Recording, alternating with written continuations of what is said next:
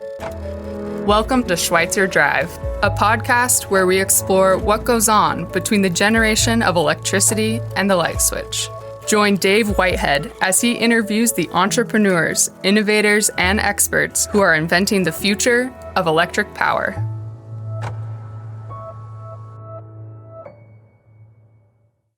Hi, I'm Dave Whitehead, CEO at Schweitzer Engineering Laboratories, and welcome to Schweitzer Drive. The modern electric power system is a massive network of power plants, transmission lines, distribution centers, and devices working together to deliver the electricity that powers our lives. In fact, I think it's been said that the modern electric power system is the most massive and complex machine ever built by man. Pretty impressive. While the power system can be managed without communication systems like, how Edison and Intel built it many, many years ago, there are a lot of benefits to being able to share information for monitoring, control, and protection. Network communication provides a number of benefits like speed and efficiency, but it also presents some challenges. For example, every time a new communication line is added, it opens the system up to some level of cybersecurity threats. This leads us to our topic today. Can communication networks be made safe and reliable enough for the use in critical infrastructure? My guest is Rhett Smith, Principal Engineer at SEL. He joined SEL in 2006 and currently works on developing network communication solutions in our Research and Development division. Rhett holds nearly 24 patents and was the principal investigator and project director for the Watchdog and Software-Defined Network project sponsored by the U.S. Department of Energy. He played key roles in the development of SEL's software-defined networking solutions, its software that sets it, and for operational technology networks, which provides us with a good example for today's discussion. Hi, Rhett, and thanks for taking the time to come and talk with me. Yeah, thanks for the invite, Dave. I appreciate your listeners tuning in. This is going to be fun. I've told on many podcasts, I am convinced software-defined networking will be the standard for industrial control systems, whether it's the power system or plant floor, say at an auto manufacturer or pharmacies. This really is the technology of the future for industrial control systems. Yeah, I'm really excited because I think software-defined networking really gets us to our goal of a purpose-engineered network. Hey, Rhett, maybe you could take a minute then and describe what is the difference between software-defined networking and OT system, operational technology, versus information technologies, and how those two networks are maybe perhaps similar, but really they're the difference between them or what we're trying to achieve with each of those types of networks. Yeah, that's a great place to start, Dave. I think if we look at what we've defined as operational technology, or OT, and information technology, IT, we're all familiar with IT. But we're maybe not all familiar with OT. The difference is OT, the network purpose, is inside of a control system for the variety of critical infrastructures. These are the control system communication signals that are supported on it. So it's the purpose for the messages and the information that's running on that network. So we look at things in control system, it's more about control and measurement, versus IT, it's more about data and information. Think of how you go to work every day or how you operate in your home networks. You do a lot of different activities all the time, and you expect that network to change rapidly for you to just keep working. In an OT environment, we want to purpose engineer the network to do specific functionality for us and stay doing that functionality for extended periods of time, years. So we really are looking at the difference between OT and IT being the behavior of the network and how the people engineer that network up front. Yeah, that's a really good way to put it. The way I've kind of described it when I talk to my mom or my wife about this is IT has got a problem where everything needs to talk to everything, and it's really a dynamic environment, right? My kids turn on an iPhone and then an iPad comes on, and I come home with my computer and I want to get in and print something, and then my computer leaves, or my kids want to stream Netflix, and then they want to do, I don't know, whatever else they do, Facebook or something like that. So it's really dynamic and constantly changing. So we like the flexibility of it. You go to an industrial control system or these OT networks, it's like they're designed to do exactly one thing. In fact, you don't want them bringing on new devices or new applications on these devices. You set them up to do one thing, and that's all they should be ever doing, as you pointed out, forever, essentially. And so it's right. Almost the opposite problems we're trying to solve with these two different technologies. Yeah, I feel in many cases in an IT environment, I'm doing network engineering to manage chaos. And in an OT environment, I'm doing network engineering to block chaos. I love that analogy. That's great. So, Rhett, could you describe what SDN is? Software-defined networking is a term originally intended to define what the network planning process is removed from the network appliances. What this allows us to do is have the network appliances become simpler devices and easier to manage. There's lots of analogies on the benefits that we can have with this. Think of like a conductor and an orchestra, right? We've got one conductor that is leading the entire orchestra. Same thing with software-defined networking, where you have one controller that is managing how the network takes packets and delivers them to the proper destinations.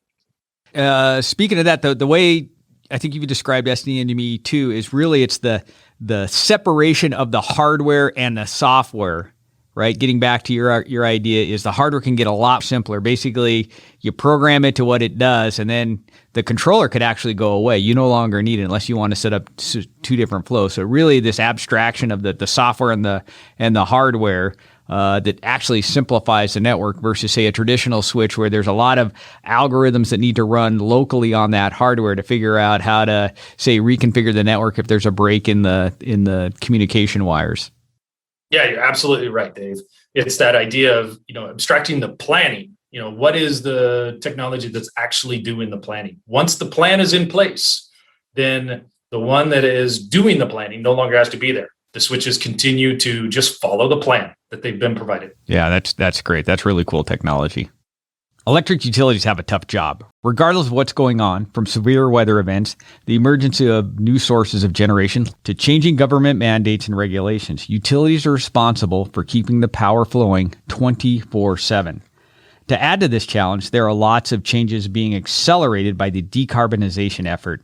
How do we see OT networks helping, and what challenges lay ahead of us? Yeah, that's an interesting topic that we can unpack here a little bit, because if we look at just networking itself, what are the economical advantages of it is that I can have multiple conversations all traveling across the same physical cables. So now I don't have to string a new cable every time that I need a new conversation to happen. So once I have this fabric in place that can handle lots of different conversations, now I can be the orchestration side of it to enable any of the new conversations that I want. And when you think of communication assisted control systems, you're really talking about automation, integration, and more of that. So the devices themselves can start performing the tasks for you.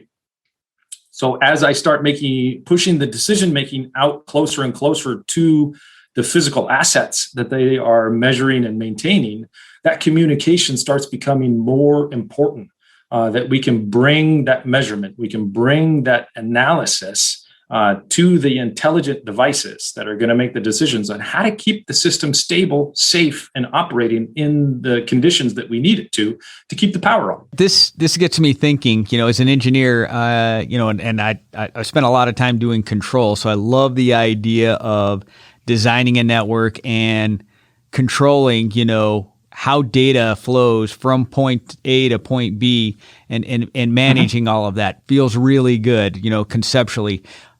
But listening to you talk too, if I'm going to engineer this, does it scale, and doesn't it become overwhelming to the engineer if I've got a lot of different things I do onto the network? How do you take the let's call it the complexity or the scalability of trying to design an OT network and just eventually just throw up your hands and say, I'm going to go back to a traditional IT thing. Well, I may have a lot of stuff going on, but at least I don't have to think about it or design it. Yeah, and I think that's where the architecture of software-defined networking really has helped us. Because if we take the planning piece of the network and centralize that in software and pull it out of each and every one of those networking appliances that are deployed all over your infrastructure. And in some cases, they can be across multiple states. Then we have this transactional interaction with the solution where I am provisioning circuits. And it doesn't matter if it's one device or 1,000 devices that need to be updated or configured to make that new communication circuit operational. I am providing my intent to the technical solution that then translates that intent into all the bits and bytes and configuration settings that need to happen across there to make that circuit happen. So what that does for the people is make sure that they stay close to the purpose of the system that the network is supporting. So let's use SCADA as an example, the supervisory control and data acquisition, where I'm collecting information from a bunch of devices to make sure that the state is in the state that it should be. Well, I provision a SCADA circuit. I don't think about provisioning VLANs or path costs or bridge priorities and all these terminologies that get heavily laden in the networking world, right? The people that have the knowledge of how the systems are built and what they should be doing stay in that mindset. So they have the confidence that the network is going to operate the way that they want it to. I think you guys have come up with some tools and some ways to help users really efficiently set up the way traffic is going to flow around a network. You've helped develop SEL's OT SDN solutions. What led you to that project? What was the idea behind it? What was that spark or that inspiration for taking what I'll call a data center technology, right, and kind of turning it around or turning it on its head for applications for OT SDN? Yeah, it was one of those projects that we first embarked on thinking that it was a pretty straightforward mission. We wanted to build a protection class Ethernet network. And the reason that we defined it that way is the most demanding signals that we could find were electric power protective relay signals for the communication assisted protection. And the mentality was if we could build a network that could support the demanding performance, cybersecurity, and situational awareness requirements that those signals required, I'll be able to support any other signals that we place on this network. So we went off and tried to start developing the solution using the technology we had previously used in products that we had released before that. And we failed. We just couldn't meet the performance demands. We couldn't meet the cybersecurity demands that we wanted to get to. So it forced us to go back to a clean sheet of paper. And it was through failure that this spark really came about. So it really, hindsight is 2020, but at the time it didn't feel so good to fail, but it really unlocked the team's ability to get creative, right? Because we had to, after we got back from the lab and failed on the next prototype, we all were sitting around saying, what now, right? Where do we go from here? And that's when that first spark was ignited. I do remember you guys coming into my office after the first unit was built or the first prototype and said, this is not going to work. We're going to have to start all over again.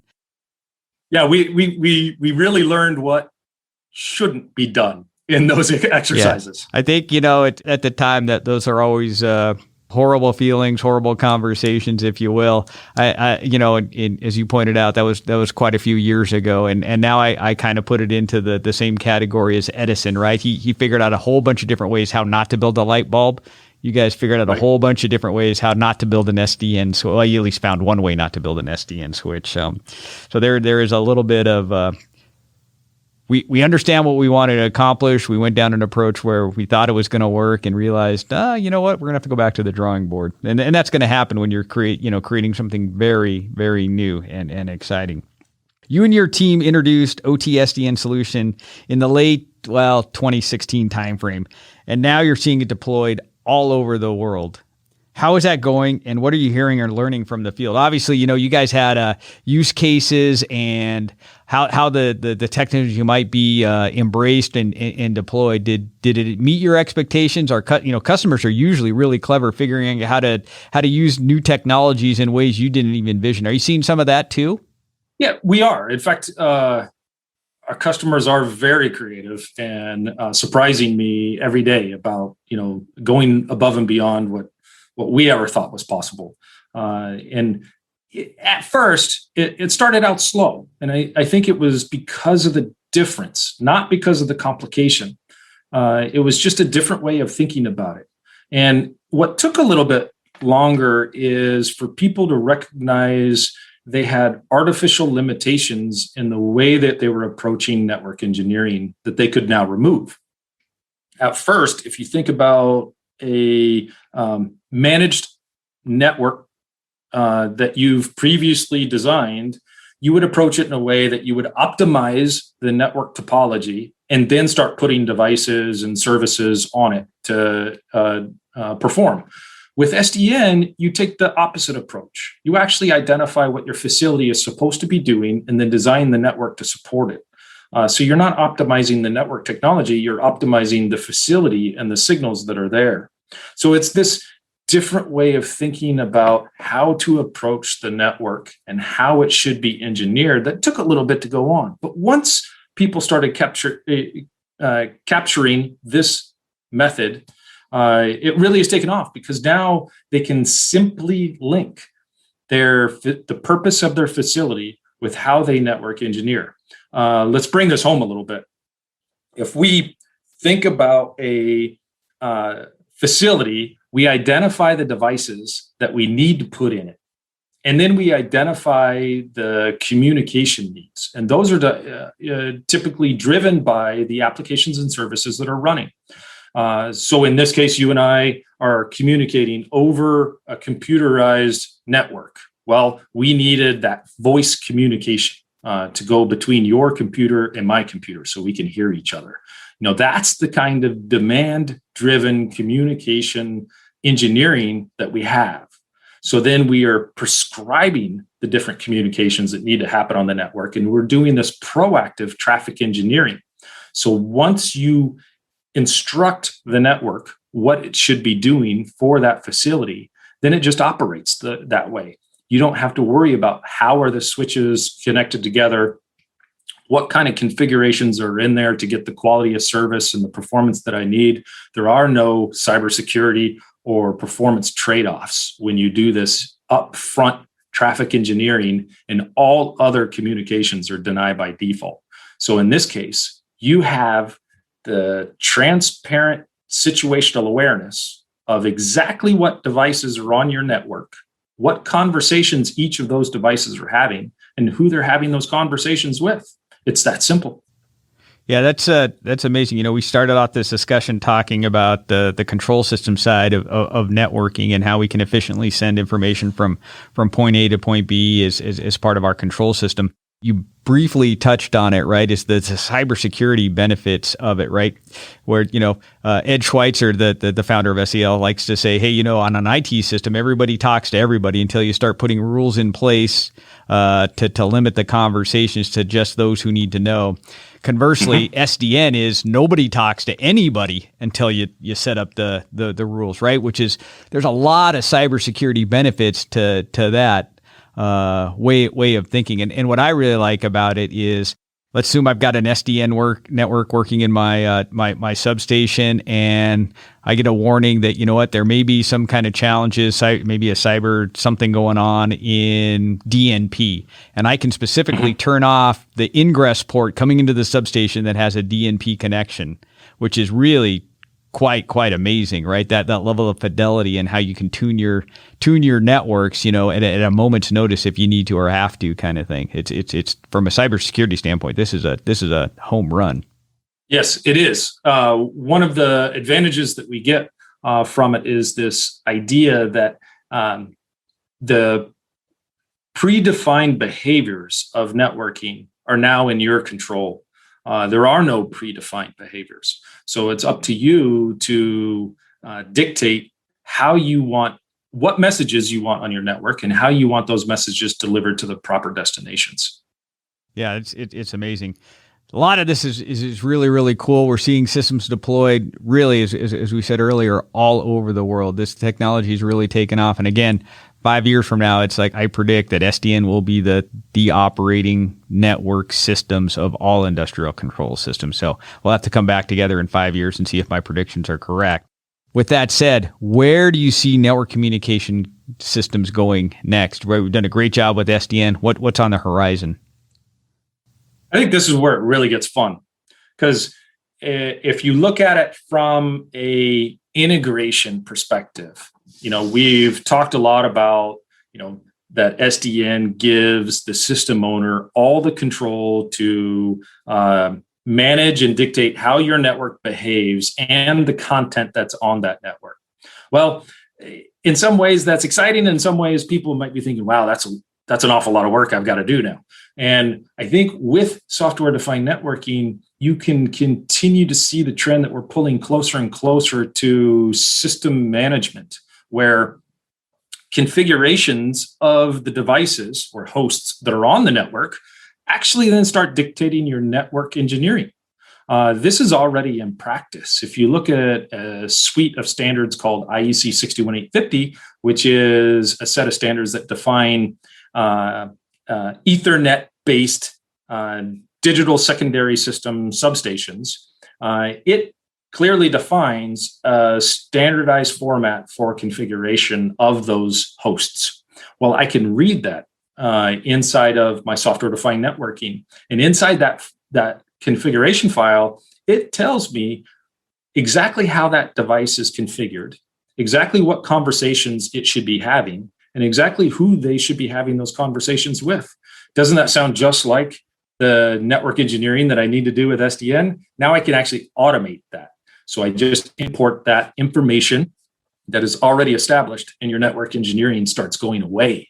Now you start having your workforce burden drastically reduced without compromising this direct configuration, the cybersecurity benefits we've been talking about, and of course the performance side of things. Hey, Rhett, I'd like to thank you for spending the morning talking about SDN. Again, it's a fabulous, really a big innovation for our industry, and I believe really a whole bunch of other industries. We're going to have to get back together in about 5 years to see if my prediction has come true. So you got it. Thanks again. Have a great day, Rhett. Thanks, Dave. Thank you for stopping by Schweitzer Drive. Join us again as we learn about, explore, and celebrate electric power. For more information about the show, please visit selinc.com/Schweitzer Drive.